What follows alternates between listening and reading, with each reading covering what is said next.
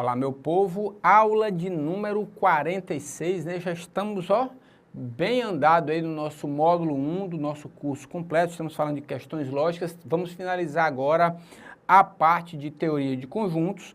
Eu coloquei, tem um gráfico, uma tabelazinha para vocês. Pode deixar a tela toda, por favor. O Mero está aí falando dos conjuntos numéricos fundamentais, né? Ele fala dos conjuntos naturais, que vai do zero ao infinito, né? 0, 1, 2, 3, 4, 5 e 6. Os números inteiros, que aí entram também os números negativos, né? Vai de um lado ao outro, né? Menos 4, menos 3, menos 2, 1 e 0, e assim por diante. Fala dos números racionais, onde eu tenho sempre uma fração, né? Uma fração, seja uma fração inteira ou não, né? Faz parte. Os números irracionais, né? O π, o raiz de 3, está um pouquinho afastado aqui, mas é o raiz de 3, tá?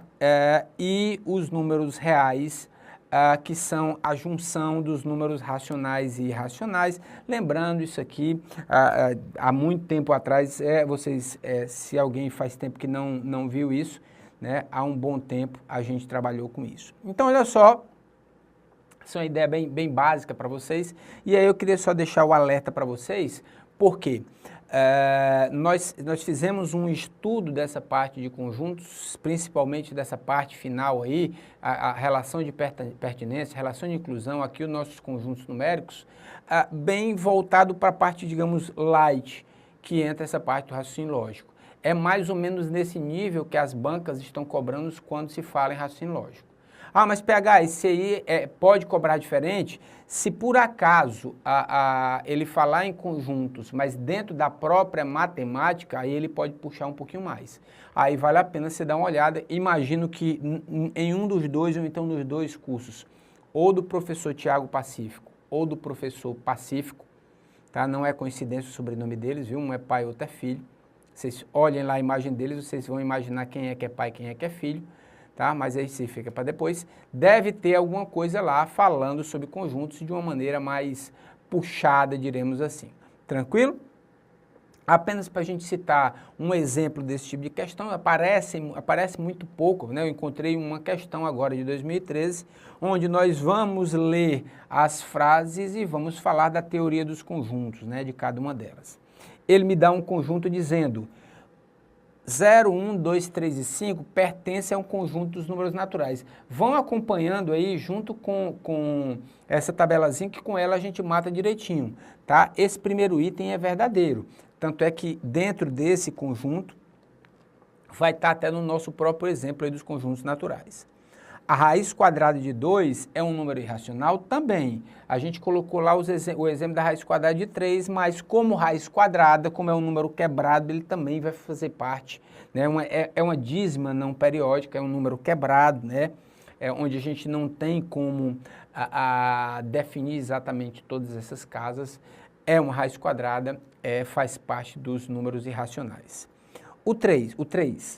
Os números reais são formados pela intersecção dos números racionais e dos irracionais. Está exatamente aí o erro. Olha o que é que fala lá nos números reais.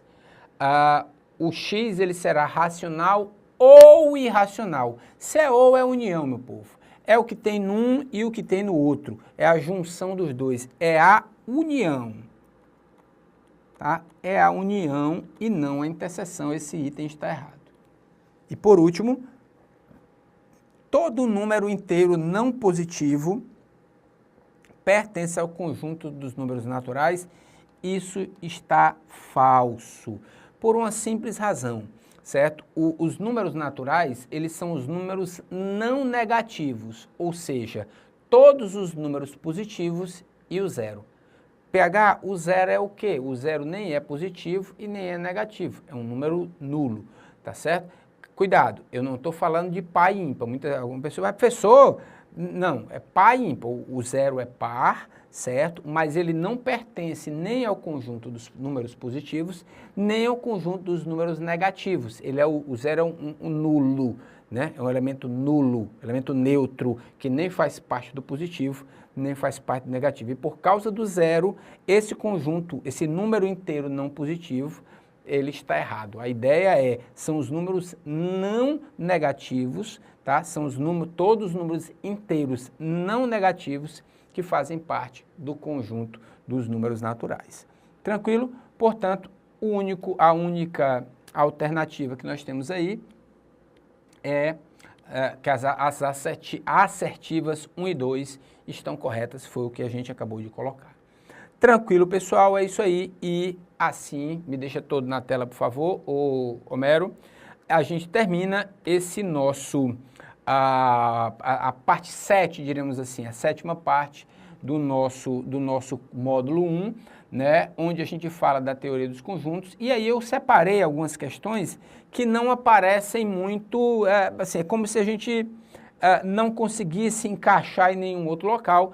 Eu coloquei nessas questões finais para vocês. É a última parte desse nosso módulo, essa parte dessas questões finais. E aí peguei alguns exemplos para a gente trabalhar. Tranquilo? Vamos começar. O negócio aqui é VaptVup, já dá uma olhada, ó. Aí, junto à aula de número 46, já deve ter um PDFzinho novo para vocês, com essa lista de questões para a gente trabalhar. Vamos lá.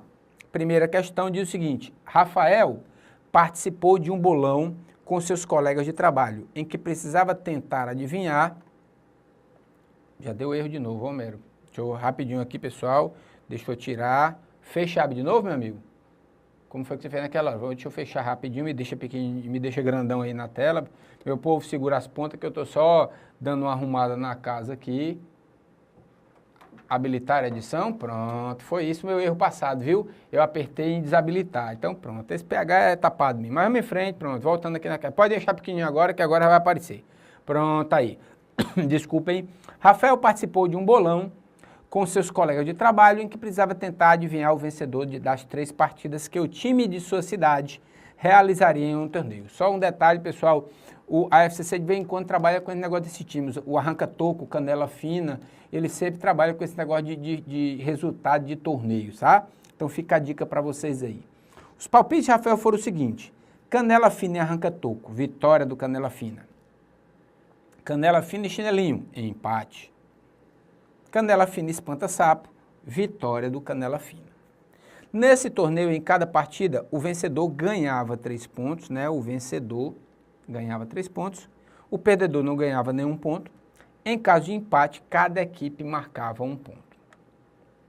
Ao final dos 3 jogos, a equipe do Canela Fina marcou 4 pontos e Rafael errou todos os palpites.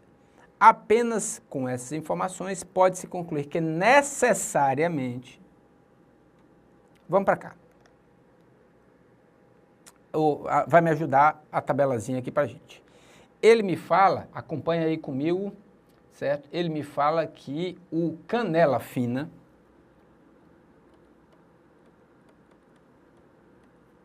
marcou 4 pontos.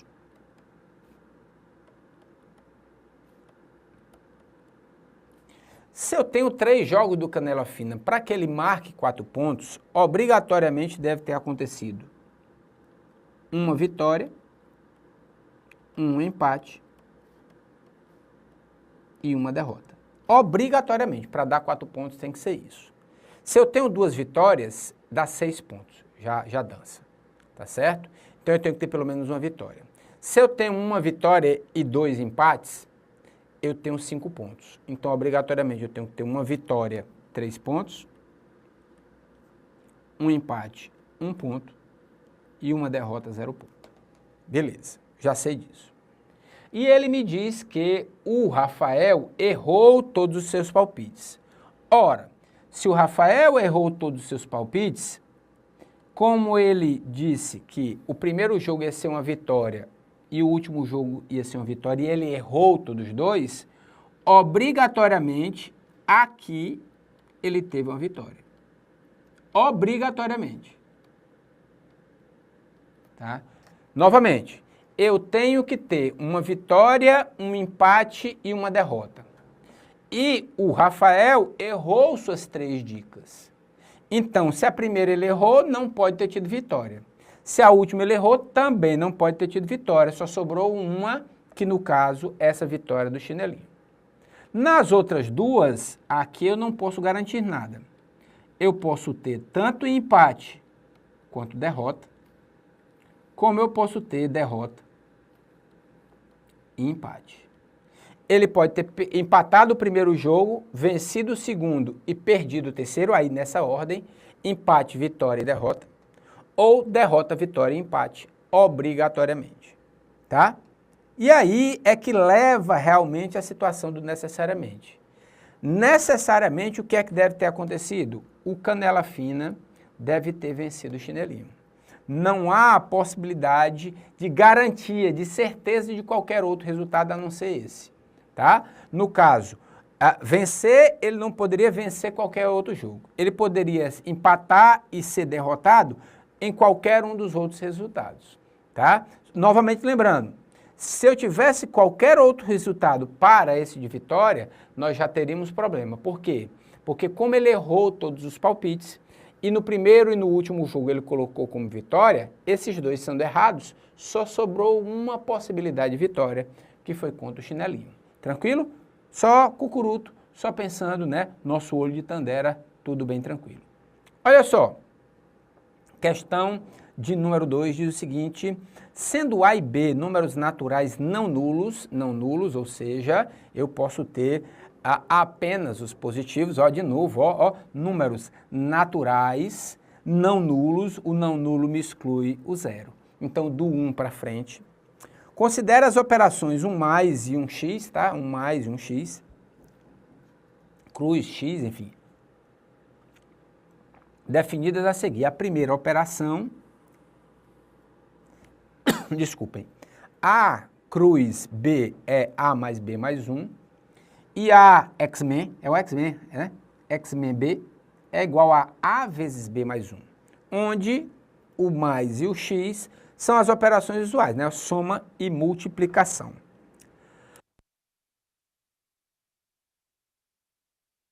Vou incomodar aqui.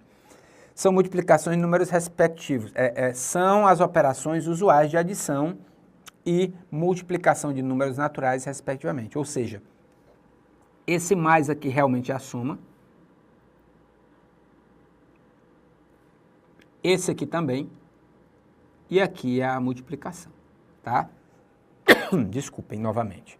Se A, B e C são naturais não nulos quaisquer, analisa as afirmativas a seguir. Então vamos ver.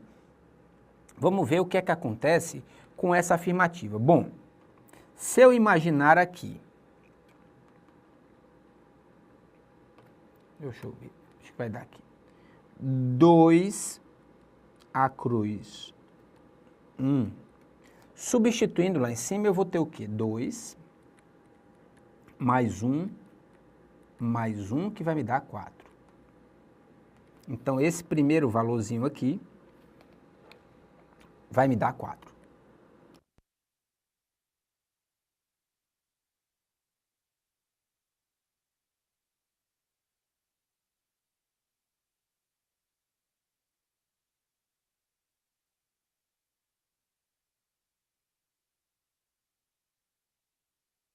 Bem, a segunda parte agora, 2 X-Men 1, vai ser 2 vezes 1 mais 1. 2 vezes 1 mais 1, 2. 2 vezes 2, 4. Opa! Essa afirmativa aqui vai ser verdadeira, tá? Vai ser verdadeira. Ele faz agora uma situação de comutação, né? Diremos assim, com A e B e A, tá certo? Digamos que o A vai ser 2 e o B vai ser 1. Será que isso aqui vai dar certo? Vamos ver. Eu já fiz o 2x-1, eu já sei, é 4, não é isso? É 4. Agora, na hora que eu fizer o 1x-2, vamos ver quanto é que vai dar. Vai ser 1 vezes 2 mais 1, que vai me dar 3. 2 mais 1, 3. 3 vezes 1, 3. Não pode acontecer. Nós vimos que o 2x-1 é 4 e o 1x-2 dá apenas 3. Portanto, esse item é falso. E da última situação ele envolve mais valores. Vamos também substituir esses valores, escolher uns valores para ver o que é que vai acontecer. Eu posso até fazer de outra maneira. Façamos o seguinte, vamos fazer essa outra situação na nossa próxima aula. Vou abrir uma telazinha em branco e a gente vai tentar desenvolver de uma maneira mais teórica essa situação para a gente chegar num resultado, beleza? Daqui a pouco a gente volta. Beijo no papai e na mamãe.